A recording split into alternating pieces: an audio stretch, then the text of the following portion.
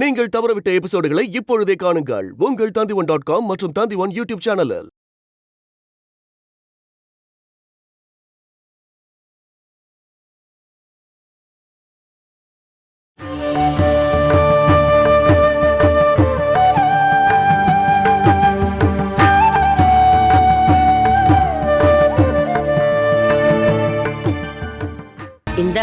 இத சாப்பிடு.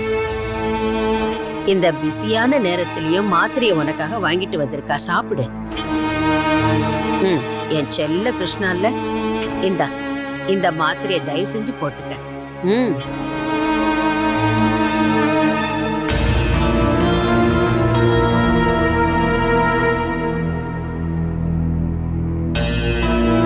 நல்ல பொண்ணு. உன் அம்மா போகும்போது நீ கண்ணை கசக்கிட்டு நிக்காத. ஒரு நல்ல விஷயத்துக்கு போகும்போது போயிட்டு வாங்கன்னு சொல்லி அனுப்பு.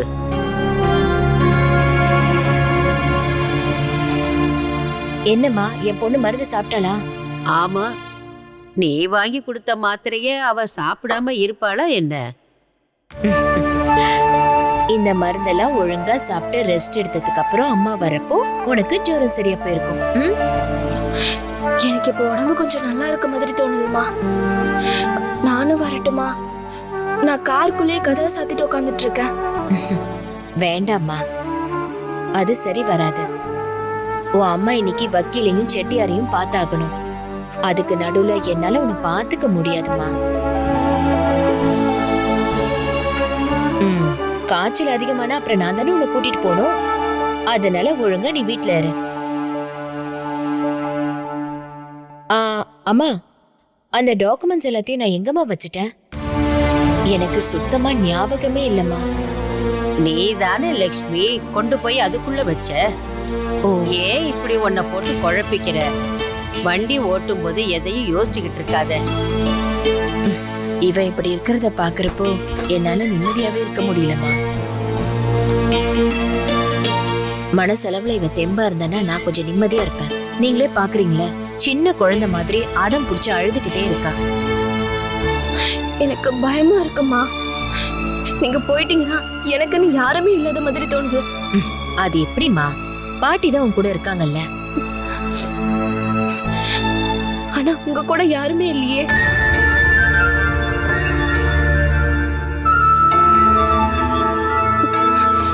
இது ஒரு மழைக்காலம்.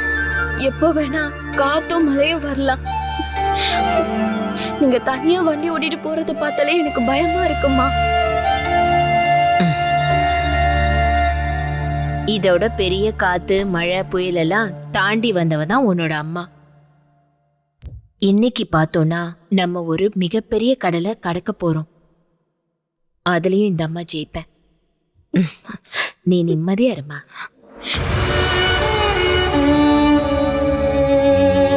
போதுமா லக்ஷ்மி, நீங்க 2 பேரும் இப்படி பேசிக்கிட்டே இருந்தா போறதுக்கு நேரம் ஆயிடும். அதுக்கப்புறம் எப்ப திரும்புவேன்? நான் போயிட்டு வரேம்மா.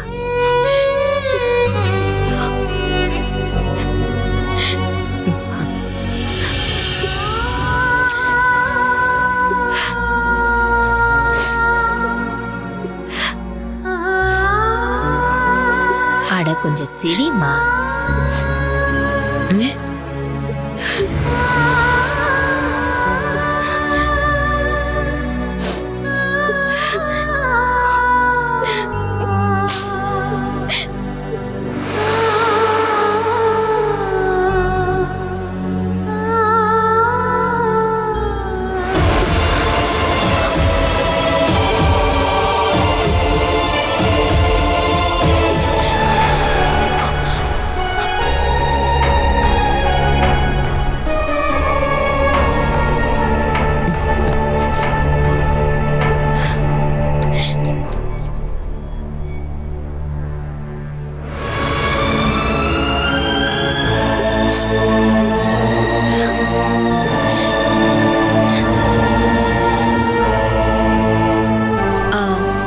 நான் எதையும் எடுக்க மறக்கல இல்லம்மா. எல்லாத்தையும் எடுத்துட்டேன்லம்மா. கரெக்டா? என்னதான் நீங்க மறந்துட்டீங்க. இப்ப நீங்க நினைச்சா கூட என்ன கூட கூட்டிட்டு போலாம்.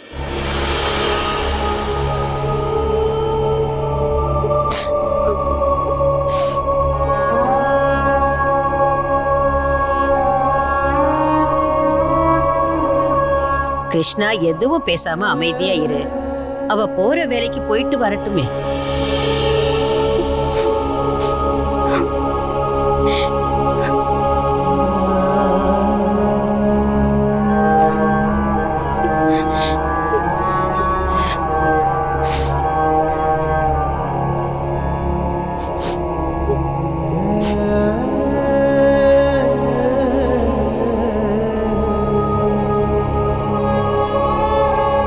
லக்ஷ்மி, நீ இன்னும் கிளம்பலையா?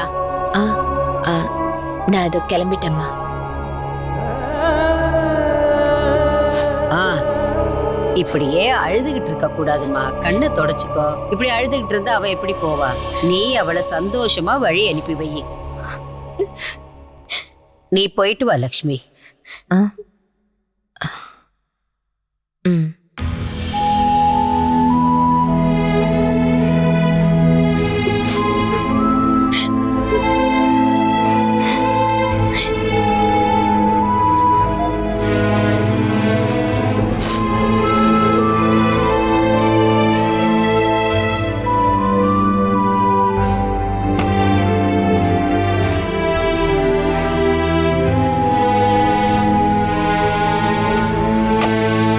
அவளை நீங்க கொஞ்சம் நல்லா பாத்துக்கோங்கம்மா.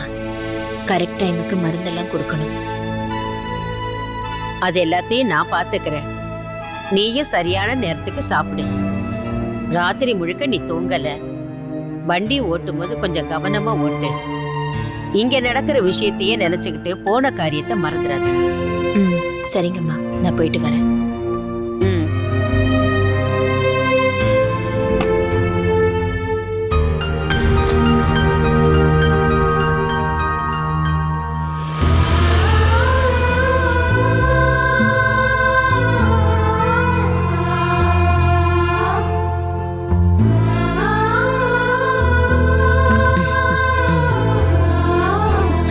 அம்மா, ம், என்ன கிருஷ்ணா இது? வெளியில போறவங்கள போகும்போது கூப்பிட கூடாதுல்ல? அட பரவாயில்லம்மா.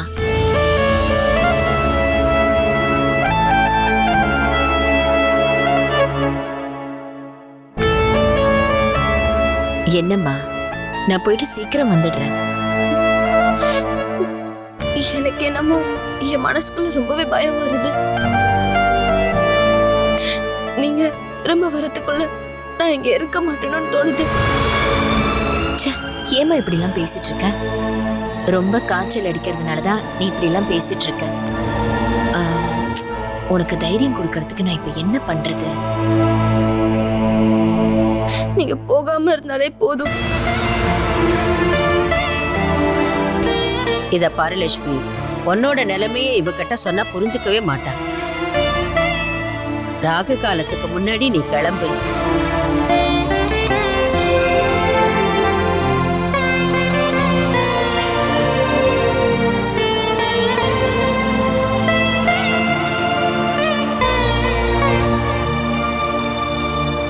ஒரு வேலை பண்ணலாம். நான் உனக்கு பக்கத்துல இருக்கிற மாதிரி தோணுனா போதும்ல?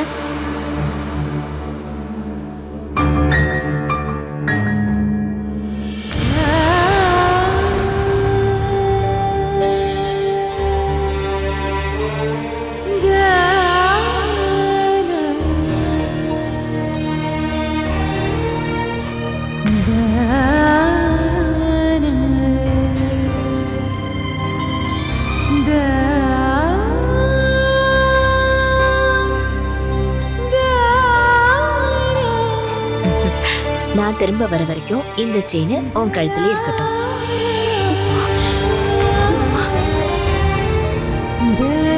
நான் இது என் கழுத்துல இருந்து எப்பவுமே கழட்டினதே கிடையாதும்மா. இது உன்னோட அப்பா எனக்கு வாங்கி கொடுத்தது. உன் அப்பாவோட ஞாபகமா இந்த செயின் மட்டும்தான் என் கழுத்துல இருந்துட்டு இருந்துச்சு. இதுக்கப்புறம் பயமா இருந்துச்சுன்னா இந்த செயினை கெட்டியா பிடிச்சுக்கோ. இந்த அம்மா மட்டும் இல்ல, உன் அப்பாவும் கூட இருக்கிற மாதிரி இருக்கும்.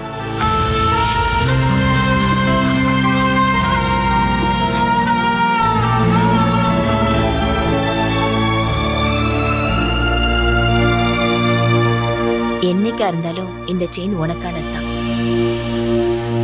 உனக்கு வேணும்னா இத நீயே வச்சுக்கோ. அப்படின்னு உங்க கழுத்துக்கு இதுக்கப்புறம் இந்த செயின் எல்லாம் எனக்கு எதுக்கு? என் புருஷன் செத்து போயிட்டாரு, என் பசங்க என்ன ஒதுக்கி வச்சுட்டாங்க. இதுக்கப்புறம் இந்த செயினை போட்டு நான் என்ன பண்ண போறேன்? ஒரு வேலையா போகும்போது ஏமா இந்த மாதிரி பேசிட்டு இருக்க?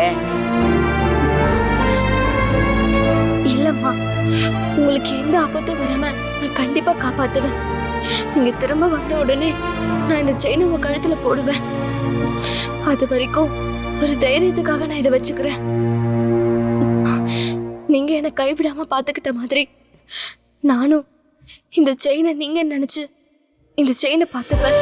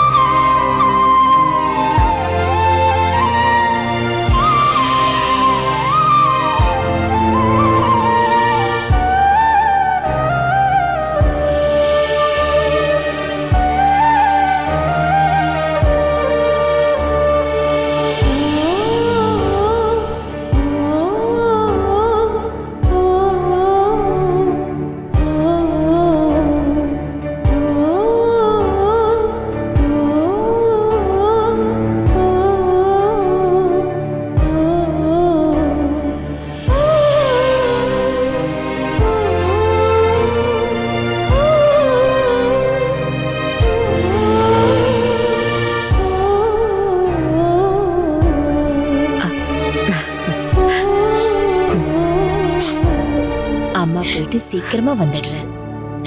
நீ ஏமா இப்படி அழுதுட்டே இருக்க?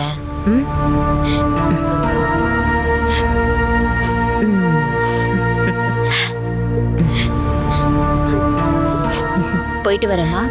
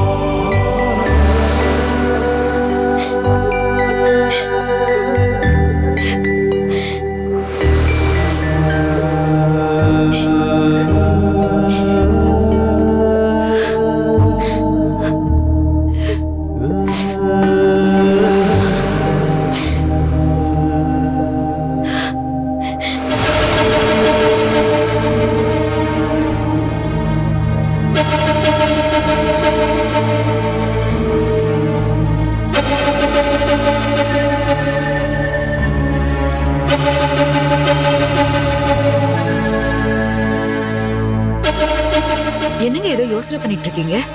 புதுசா ஏதாவது பிரச்சனை வந்திருக்கா? பழைய பிரச்சனை முடிஞ்சதானே புதுசு வரும். அம்மா இன்னைக்கு செட்டியார்கிட்ட பிசினஸ் அக்ரிமெண்ட் சைன் பண்ண போறதா கேள்விப்பட்டேன். அதை விட முக்கியமான இன்னொரு விஷயம் இருக்கு. அண்ணே, டீ இருந்தா எனக்கு ஒன்று கொடுங்க. எனக்காக கொண்டு வந்தேன், நீ எடுத்துக்கோப்பா. அண்ணி, நீங்க வேற போட்டுக்கோங்க. வேற என்னடா விஷயம்? அம்மா வீட்டையும் இடத்தையும் விற்கிற விஷயமா? இல்ல, அதெல்லாம் கண்டிப்பா நடக்காது. நம்மளோட அம்மா கேஸோட மறு விசாரணைக்கு தேவையான ஃபாரன்சிக் லேபோட டெஸ்ட்டுகளை எடுத்துக்கிட்டு வக்கீலை பார்க்க போயிருக்கிறதா புது நியூஸ் வந்திருக்கு.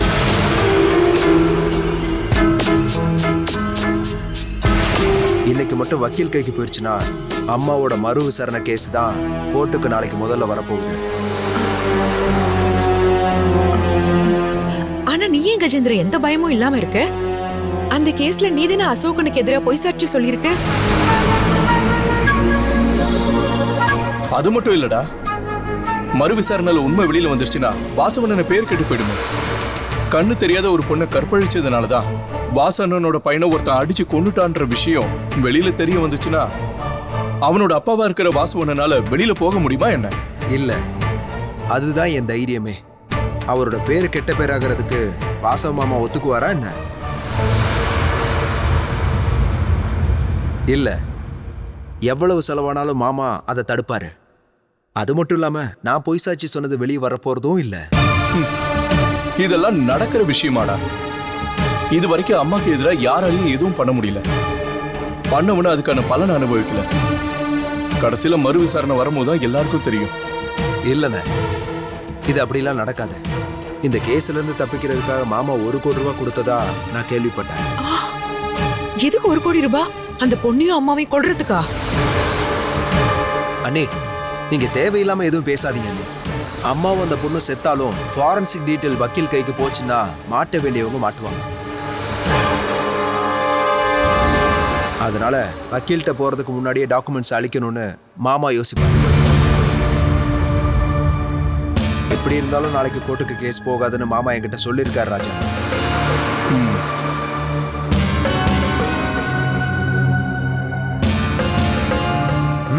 டீ நல்லா இருக்க நீ.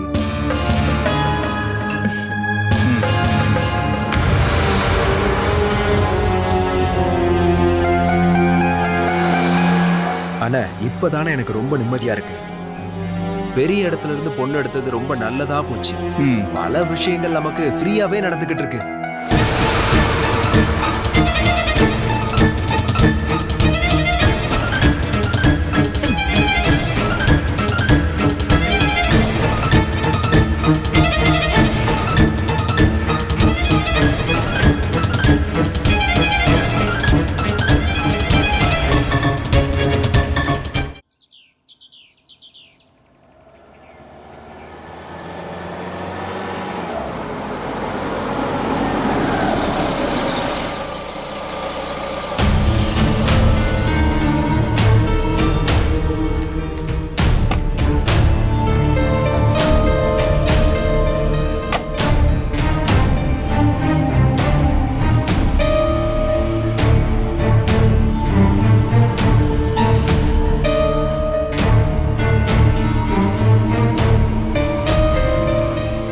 வணக்கம் மேடம், உள்ள வாங்க, உட்காருங்க மேடம். சார் கோர்ட்டுக்கு போயிருக்காரா? நான் வரத்துக்கு கொஞ்சம் லேட் ஆயிடுச்சு. மழைனால ரொம்ப டிராஃபிக் ஆயிடுச்சு.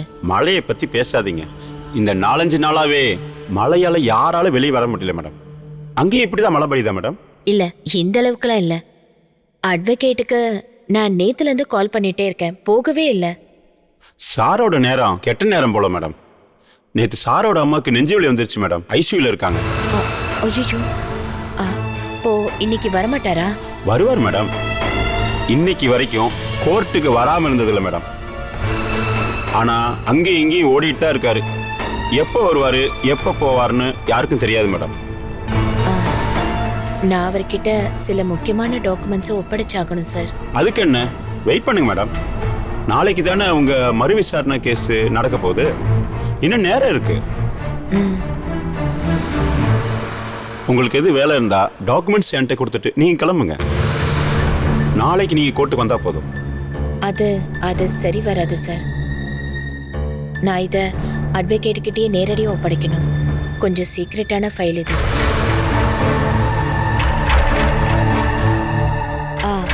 அவரை ஃபோனில் காண்டாக்ட் பண்ணுறதுக்கு ஏதாவது வழி இருக்கா? அதுதான் மேடம் பிரச்சனையே.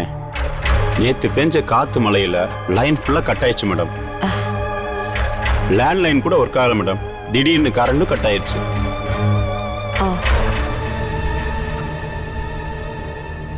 மேடம், சார் கண்டிப்பா இங்க வருவார் மேடம். நீங்க அங்க போய் உட்காருங்க. நான் இந்த ஃபைலை கொடுத்துட்டு வந்துடுறேன் மேடம்.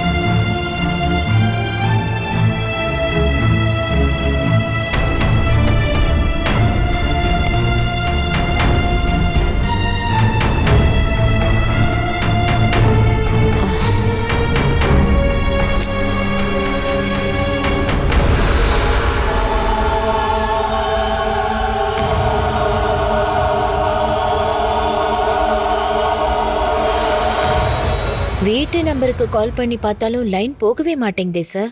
நான் தான் சொன்னேன்ல மேடம், எல்லா லைனும் கட் ஆயிடுச்சு. மழை இன்னும் விடாதனால எந்த டவருமே ஒர்க் ஆகலை மேடம். என் ஃபோன்ல பேட்டரியும் லோவா இருக்கு. இங்க கரண்ட் இல்லாதனால இதை சார்ஜும் போட முடியாது. மேடம் நீங்கள் டென்ஷன் ஆகாதீங்க. நீங்கள் இவ்வளோ நேரம் வெயிட் பண்ணீங்கல்ல, நீங்கள் இங்கே வந்த விஷயத்த இங்கே இருக்க ஜூனியர்ஸ் கிட்ட சொல்லியிருக்கேன். அவங்கள யாராச்சும் ஒருத்தர் இந்நேரம் வக்கீல் சார்ட்ட சொல்லியிருப்பாங்க.